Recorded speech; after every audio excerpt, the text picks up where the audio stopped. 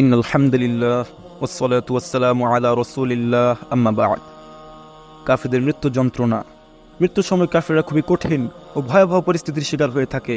আল্লাহ তাআলা বলেন, ওয়ালাউ তারা ইযিয যালিমুনা ফি গামারাতিল মাউতি ওয়াল মালাইকাতু বাসিতু আইদিহিম আখরিজু আনফুসাকুম اليوم تجزون عذاب الهون بما كنتم تقولون على الله غير الحق وكنتم عن آياته تستكبرون।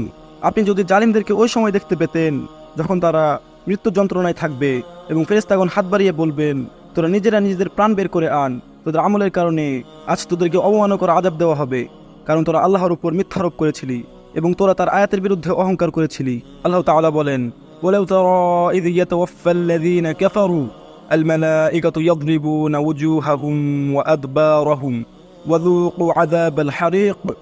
আর যদি আপনি দেখেন যখন ফেরেশতারা কাফেরদের জান কোচ করার সময় তাদের মুখে এবং তাদের পশ্চাৎ দেশে প্রহার করতে করতে বলবেন, তোরা জ্বলন্ত আগুনের আযাবের স্বাদ গ্রহণ কর। বারা বিন আজিব রাদিয়াল্লাহু আনহু এর হাদিসে এসেছে, কাফেরের মৃত্যুর সময় মালাকুল মাউতের সাথে কুৎসিত চেহারা বিশিষ্ট একদল কঠিন প্রকৃতির ফেরেশতা আগমন করেন। কাফেরের রূহকে বলা হয়, হে অপবিত্র আত্মা, আগুন ও গরম পানির আযাবের দিকে বের হয়ে আয়। এ কথা শুনে তার রূহ শরীরের বিভিন্ন স্থানে পালাতে চেষ্টা করে, কিন্তু ফেরেশতাগণ অত্যন্ত কঠিনভাবে তার রূহকে টেনে বের করেন।